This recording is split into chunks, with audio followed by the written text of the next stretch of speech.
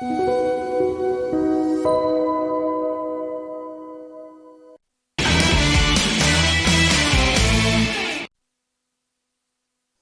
이어서 나우차이나 시간입니다. 오늘 상해 종합 상황은 한 0.1% 상승에 그치고는 있지만 지금 거의 한 7거래일째 계속 상승세를 이어가고 있는 그런 모습입니다. 자, 이런 부분들을 통해서 중국 증시나 중국의 분위기가 바뀌어가는 것인지 알아보겠습니다. 이베스트 투자증권의 백관열 연구원입니다. 연구원님, 안녕하십니까? 네, 안녕하십니까. 이베스트투자증권 백관열입니다. 네. 자, 오늘 중국 증시 춘절 이후로는 좀 괜찮아지는 것 같은데요. 한 줄 평 내신다면요? 네, 좀 부양 기대감에 좀 반등세가 지속이 되고 있다라고 보고 있습니다. 네. 자, 부양에 대한 부분은 사실 새로운 내용은 아니지만 그래도 계속 기대치는 이어가지는 것 같습니다. 세부적인 내용 들어보겠습니다. 네, 일단 중국 증시 같은 경우에는 월 초부터 좀 반등세를 이어나가고 있는 모습을 보이고 있습니다. 우선 지난주 중국 최대 명절이자 소비 시즌인 춘절 연휴간에 이러한 여행 데이터와 소비 데이터가 좀 발표가 되었었는데요. 일단 전체 여행객 수랑 전체 여행 소비액은 이제 코로나19 이전인 2019년 수준을 큰 폭으로 상회를 했습니다. 어떻게 보면 이 부분을 좀 긍정적으로 볼 수는 있겠지만 좀 저희가 주목해야 될 것은 1인당 여행 소비다라고 보고 있어요. 1인당 여행 소비 같은 경우에는 이제 아직까지 2019년에 90.5%로 여전히 좀 아쉬운 상황입니다. 다시 말해서 돌아다니는 사람은 많지만 이에 비해서 좀 소비가 뒤따라오지 못하고 있는 상황으로 좀 해석할 수 있겠고요. 춘절 소비가 이러한 소비는 좀 아쉬웠지만 연휴 이후로 좀 크게 세 가지 포인트를 좀 호재로 반영되고 있다라고 좀 보고 있습니다. 첫 번째로는요, 일단 연휴 직후 리창 총리가 국무원 전체 회의를 소집해서 각 부서에 대해서 정책 실행에 만전을 기할 것을 좀 주문을 하면서 경기 부양 기대감이 조금 더 확대가 되었다라고 보면 될 것 같고요. 두 번째로는요, 이제 인민은행이 주택담보대출 금리 연동인 5년물 LPR을 서프라이즈하게 인하하면서 주택 수요와 이제 주담대 수요가 증가할 것이라는 기대감이 좀 형성이 되었습니다. 마지막으로는요, 부동산 프로젝트를 지원하는 이러한 화이트리스트 정책이 좀 실행이 가속화되면서 부동산 디벨로퍼들의 유동성 경쟁 문제가 조금씩 해소될 것이라는 기대감이 증시에 좀 긍정적으로 반영이 되었습니다. 그렇지만 여전히 부동산 경기가 쉽사리 회복을 하지 못하고 있는 건 사실이고 2월 같은 경우에는 주요 실물 경제 지표가 발표가 되지 않기 때문에 양회 전까지는 단기 모멘텀이 부재하기 때문에 변동성이 확대될 수 있는 국면이다라고 좀 판단하고 있습니다. 자, 그러면 지금 주요 이슈 넘어가기 전에 지금 양회를 앞두고 있습니다. 이미 지방 양회에서는 그렇게 눈여겨볼 만한 내용은 크게 없었던 것 같은데 이번 양회에서는 기대할 만한 내용들이 나올 거라고 생각하십니까? 아니면 약간은 좀 기대치를 좀 낮추고 봐야 될까요? 특별하게 발표될 정책들은 좀 기대하기 어렵다고 볼 수 있는데 요번에 좀 중요하게 봐야 될 포인트는 성장률을 얼마나 제시하냐일 것 같습니다. 아무래도 요번에도 5% 정도는 성장률을 제시할 거라고 보고 있는데 이유는 일단 31개 지방정부 양회에서 이제 알 수 있듯이 이제 걔네들이 각자만의 이제 GDP 성장률을 발표를 했습니다.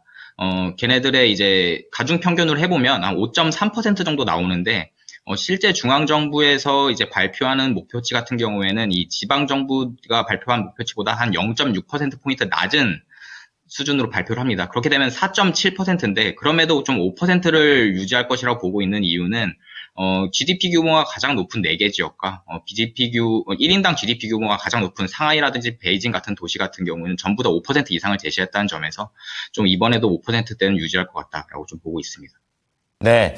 자, 성장률이 어떻게 나올지 이게 중국 경기에서 또 중요한 지표가 된다고 하니까 양회 볼 때 포인트로 잘 잡아보겠습니다.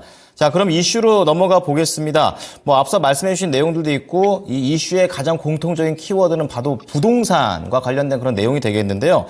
자, 우선 부동산 경기 상황부터 좀 짚어주십시오.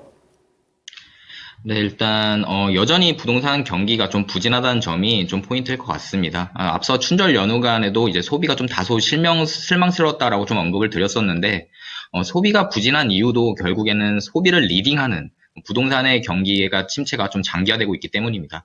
현재 다수 도시에서 부동산 지원책이 계속해서 발표는 되고 있지만 아직까지 이러한 정책 효과, 이러한 뚜렷한 부동산 회복 시그널이 좀 포착이 되고 있지는 않은 상황입니다. 30대 도시 주택 거래량 같은 경우에도 정상 범위로 회복하지 못하고 있고, 특히 중국에서 이제 소비력이 가장 높은 상하이시마저도 주민들의 이러한 부동산 구매 의향이 좀 바닥인 상황입니다. 이처럼 이러한 대도시마저도 아직까지 부동산 경기 회복이 좀 지연이 되고 있으니까 소비 심리가 덩달아 위축이 되어 있고, 소매 판매에서 가장 큰 비중을 차지하는 자동차에 대한 구매 의향까지도 저조한 상황으로 연결이 되고 있습니다.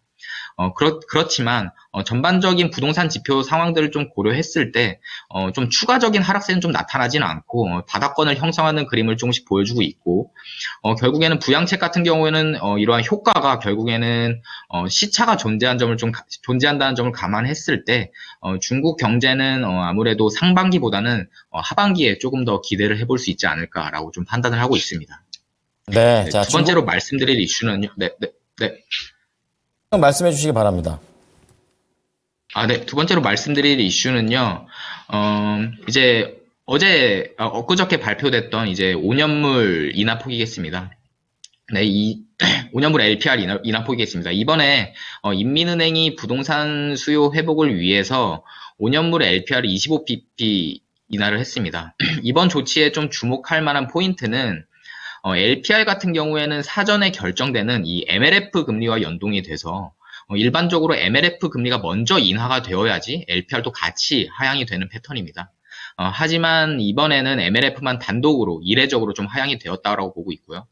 그 중에서 주택담보대출 금리와 연동이 되는 5년물만 이제 하향이 되면서 침체되어 있던 이러한 부동산 수요 회복에 이러한 기대감이 다시 한번 자극이 된 부분이다라고 좀 보고 있고요. 더불어서 지난 2019년 8월에 신규 LPR 제도가 도입된 이래로 이번 인하 조치를 통해서 5년물 LPR 인하폭이 MLF 누적 인하폭을 상회했다는 점이 좀 유의미한 점이겠고요. 마지막으로는 중국 금융업계에서도 앞으로 MLF 금리와 LPR 금리 연관성이 점차적으로 낮아질 것이다라고 분석하면서 추후에도 이러한 LPR 단독 인하 가능성이 좀 높아진 상황이다라고 봐주시면 될 것 같고요. 다시 말해서 낮은 물가 환경으로 인해서 통화정책 여력이 충분한 상황에서 추가적인 금리 인하 가능성이 충분히 더 높아진 상황이다라고 볼 수 있겠습니다.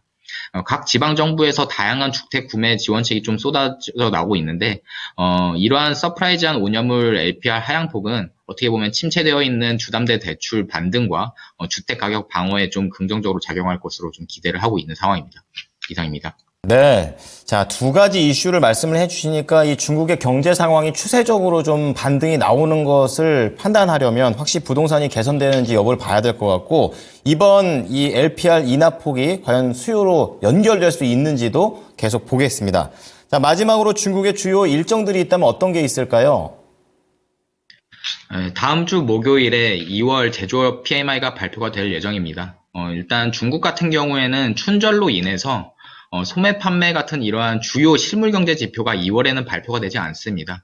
3월에 1, 2월 수치가 합쳐서 발표가 되기 때문에 이번에 PMI 지표가 좀 더 중요할 것으로 좀 보여지고 있고요. PMI 지표 회복 여부가 아무래도 지금 중국이 처한 불확실성 해소에 있어서 좀 핵심 포인트로 작용될 것으로 좀 판단하고 있기 때문에 이 지표를 좀 주요하게 봐야 된다라고 정리해 주시면 될 것 같습니다. 이상입니다. 네. 자, 관련 내용들 감사합니다. 네, 감사합니다. 네. 자, 오늘 나우차이나는요, 이베스트 투자증권의 백관열 연구원의 내용을 들어보셨습니다.